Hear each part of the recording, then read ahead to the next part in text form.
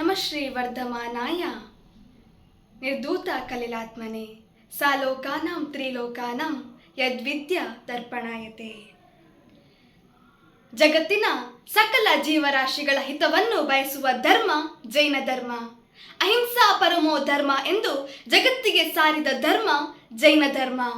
ಅಹಿಂಸೆ ಅಪರಿಗ್ರಹ ಜೊತೆಗೆ ಅನೇಕಾಂತವಾದ ಸಿದ್ಧಾಂತದೊಂದಿಗೆ ಬದುಕಲು ಬಿಡು ಎಂಬ ತತ್ವದೊಂದಿಗೆ ಎಲ್ಲರೊಂದಿಗೆ ಸೌಹಾರ್ದತೆಯಿಂದ ಬಾಳುತ್ತಿರುವ ಧರ್ಮ ಜೈನ ಧರ್ಮ.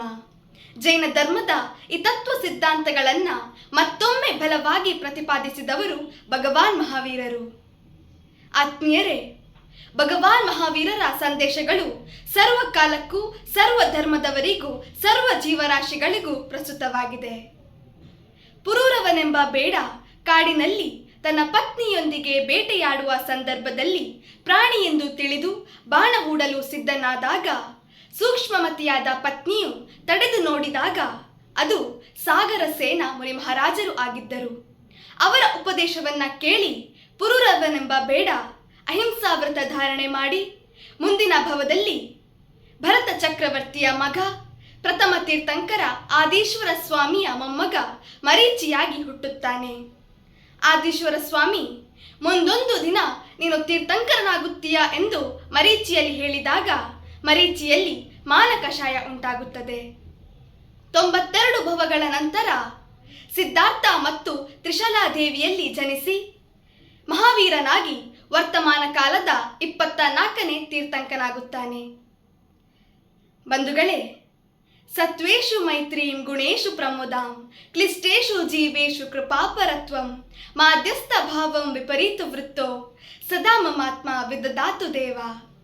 ನನ್ನ ಆತ್ಮ ಯಾವಾಗಲೂ ಪ್ರಾಣಿಗಳಲ್ಲಿ ಮಿತ್ರಭಾವವನ್ನು, ಗುಣವಂತರಲ್ಲಿ ಪ್ರೀತಿಯನ್ನು, ದುಃಖ ಪಡುವ ಜೀವಿಗಳ ಮೇಲೆ ದಯಾಭಾವವನ್ನು, ವಿಪರೀತ ವ್ಯಾಪಾರ ಉಳ್ಳವರಲ್ಲಿ ಮಾಧ್ಯಸ್ಥ ಭಾವವೂ ಇರಲಿ ಎಂಬುದು ಭಗವಾನ್ ಮಹಾವೀರರ ಈ ಸಂದೇಶವನ್ನ ನಮ್ಮ ಜೀವನದಲ್ಲಿ ಅಳವಡಿಸಿಕೊಂಡರೆ ನಿಶ್ಚಯ ಧರ್ಮದಲ್ಲಿ ಮೋಕ್ಷದ ದಾರಿ ಸುಗಮ, ವ್ಯವಹಾರ ಧರ್ಮದಲ್ಲಿ ಮನಸ್ತಾಪ ಜಗಳವಿಲ್ಲದ ನೆಮ್ಮದಿಯ ಜೀವನ.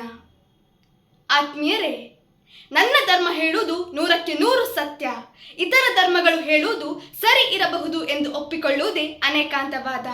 ಎಲ್ಲಿ ಅನೇಕಾಂತವಾದ ಅಲ್ಲಿ ಮೈತ್ರಿ. ಆತ್ಮೀಯರೇ, ಭಗವಾನ್ ಮಹಾವೀರರು ಬೋಧಿಸಿದ ಸ್ವಧರ್ಮ ಪ್ರೀತಿ, ಪರಧರ್ಮ ಸಹಿಷ್ಣುತೆ ಇವತ್ತಿನ ಸಮಾಜಕ್ಕೆ ಇದು ಬಹಳ ಅಗತ್ಯ. ಬಂಧುಗಳೇ, ಭಗವಾನ್ ಮಹಾವೀರರು ಬೋಧಿಸಿದ ಮತ್ತೊಂದು ಮುಖ್ಯವಾದ ಸಂದೇಶ ಅಹಮ್ಮನಿಂದ ಕೂಡಿದ ನಮಗೆ ಇದು ಬಹಳ ಪ್ರಸ್ತುತ.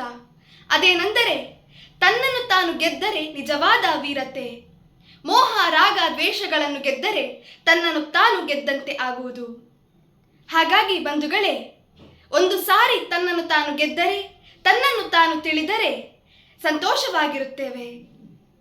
ಬಂಧುಗಳೇ, ಅಸ್ತ್ರ ಶಸ್ತ್ರಗಳಿಂದ ಗೆಲ್ಲುವುದು ನಿಜವಾದ ವಿಜಯ ಎಂದು ತಿಳಿದಿರುವ ನಮ್ಮಂತಹ ಮೂರ್ಖ ಜನರಿಗೆ ಭಗವಾನ್ ಮಹಾವೀರರು ಹೇಳಿರುವ ಸಂದೇಶ, ಧರ್ಮದ ವಿಜಯ ಬಿಟ್ಟು ಇನ್ನಾವುದೂ ವಿಜಯವಲ್ಲ. ಧರ್ಮದ ವಿಜಯದ ಫಲ ಇಹಲೋಕದಲ್ಲಿ ಮತ್ತು ಪರಲೋಕದಲ್ಲಿ ನಾವು ಸಂಪಾದಿಸುವ ನಿಜವಾದ ವಿಜಯ. ರತ್ನಗಳಲ್ಲಿ ಶ್ರೇಷ್ಠವಾದ ರತ್ನ ವಜ್ರ, ವೃಕ್ಷಗಳಲ್ಲಿ ಶ್ರೇಷ್ಠವಾದ ವೃಕ್ಷ ಗಂಧ, ಪಶುಗಳಲ್ಲಿ ಗೋವು, ಹಾಗೆ ಧರ್ಮಗಳಲ್ಲಿ ಅಹಿಂಸೆ ಶ್ರೇಷ್ಠವಾದದ್ದು ಎಂಬುದು ಭಗವಾನರ ಸಂದೇಶದಲ್ಲಿ ಅಹಿಂಸಾ ಪರಮೋ ಧರ್ಮ ಜಗತ್ತಿನ ಪ್ರತಿ ರಾಷ್ಟ್ರಕ್ಕೂ ಇವತ್ತಿನ ಜಗತ್ತಿಗೆ ಅತಿ ಅವಶ್ಯಕ. ನಿರ್ಲಕ್ಷ್ಯ ಅಥವಾ ತಪ್ಪು ತಿಳುವಳಿಕೆಯಿಂದ ನಾವು ಮಾಡುವ ತಪ್ಪುಗಳಿಂದಾಗಿಯೇ ಕರ್ಮ ಬಂಧನಗಳಲ್ಲಿ ಸಿಲುಕಿಕೊಳ್ಳುತ್ತೇವೆ. ಪ್ರಮಾದಗಳನ್ನು ಮಾಡದಿರದ ಎಚ್ಚರ ಹಾಗೂ ಸರಿಯಾದ ಜ್ಞಾನವನ್ನು ಬೆಳೆಸಿಕೊಂಡರೆ ತೊಂದರೆಗಳಿಂದ ಬಹುಮಟ್ಟಿಗೆ ದೂರವಿರಲು ಸಾಧ್ಯ ಎಂಬುದು ಭಗವಾನ್ ಮಹಾವೀರರು ಜನರಿಗೆ ನೀಡುತ್ತಿದ್ದ ಸುಲಭ ಸಂದೇಶ. ಕೊನೆಯದಾಗಿ ಬಂಧುಗಳೇ, ಭಗವಾನ್ ಮಹಾವೀರರ ಸಾರ್ವಕಾಲಿಕ ಸಂದೇಶಗಳಾದ ಸತ್ಯ, ಅಚೌರ್ಯ, ಅಪರಿಗ್ರಹ, ಬ್ರಹ್ಮಚರ್ಯ, ಬದುಕಲು ಬಿಡು, ಅನೇಕಾಂತವಾದ ಇವುಗಳನ್ನ ನಮ್ಮ ಜೀವನದಲ್ಲಿ ಅಳವಡಿಸಿ ಆತ್ಮಕಲ್ಯಾಣ ಮಾಡಿಕೊಳ್ಳೋಣ ಎಂದು ಹೇಳುತ್ತಾ ಎಲ್ಲರಿಗೂ ಜೈ ಜಿನೇಂದ್ರ, ಜೈನಂ ಜಯತು ಶಾಸನಂ.